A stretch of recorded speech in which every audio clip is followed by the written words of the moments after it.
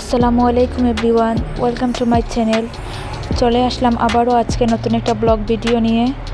আসলে আজকে শেয়ার করব আজকের দিনে কি করব না করব।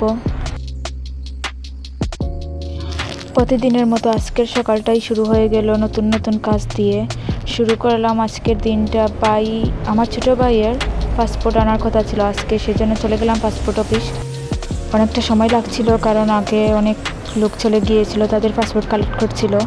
এর মাঝখানে আমি আমার নিজের কয়েকটা ক্লিপ নিয়ে নিলাম।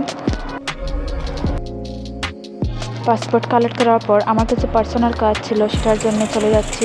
ক্রিং ব্রিজ দিয়ে হাঁটতে আসলে অনেক ভালো লাগে, কিন্তু ওঠার সময় অনেক পায়ে ব্যথা করে। যারা সিলেটের আছে তারা জানতে পারবে সেটা কতটা কষ্ট হয়। যেটা বলছিলাম, আজকের প্ল্যান ছিল ব্লগ ভিডিও বানানোর, সেজন্য মাঝে মাঝে ক্লিপ নিচ্ছি, কিন্তু রাস্তায় ফোন চালানো আমার ভালো লাগে না। কিন্তু যেহেতু প্ল্যান করেছি সেজন্য ভিডিও করতে হচ্ছে। বাইকে বললাম আমার কিছু ভিডিও করে দিতে, সেই এরকম ভিডিও করে দিচ্ছে। আসলে আমার সিলেট শহরটা দেখতে অনেক সুন্দর। সিলেট যখন যাই তখন রাস্তার দিকে তাকাইলে আলাদা একটা শান্তি মিলে।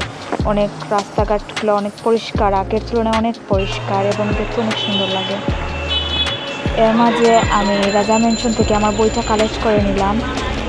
আসলে সামনে পরীক্ষা আছে আমার কিছু, সেটার জন্য বই কেনার ছিল, সেজন্য রাজা মেনশন গিয়েছিলাম। বাইরে কি রোদের ঝালায় হাঁটা যাচ্ছে না। আমার তো লাগাতার মাথা ব্যথা শুরুই হয়ে গিয়েছে। ঠান্ডার দিন ভেবেছিলাম, কিন্তু যখন সিলেট শহরে হাঁটা শুরু করলাম তখন মনে হলো আসলে ঠান্ডার দিন না, গরমের দিন এসে গেছে। আসলে হাঁটার মাঝে অনেক গরম লাগছিল। আমার ভাই আমাকে না করছে ভিডিও করছে কেন, কিন্তু আমি তো আর ভিডিও, আমার অলরেডি মাথা ব্যথা শুরু হয়ে গিয়েছে হাঁটতে। আসলে গাড়ি নেই ওই পাশে। সিলেটের সবাই তো এই জায়গাটা ভালোই ছিল। আসলে ক্রিং ব্রিজে উঠলে এই জায়গাটা দেখলে আলাদা সৌন্দর্য, এই জায়গাটা সৌন্দর্য ক্রিং ব্রিজের জন্যই বেড়ে গেছে, দেখতে অনেকটা সুন্দর লাগে।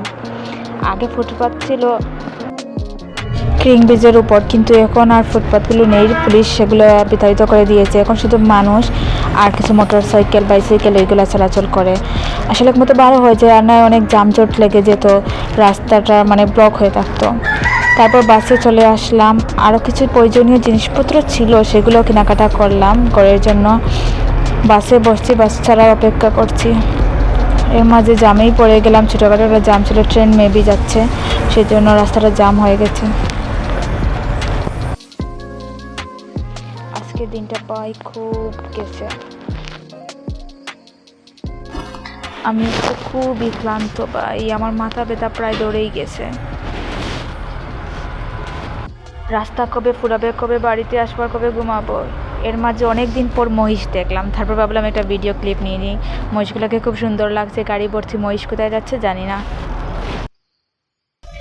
আজকের মতো আমার ভিডিও এখানে শেষ করছি। প্লিজ সবাই লাইক, শেয়ার, কমেন্ট, সাবস্ক্রাইব করতে ভুলবেন না। আল্লাহ হাফেজ, আসসালামু আলাইকুম।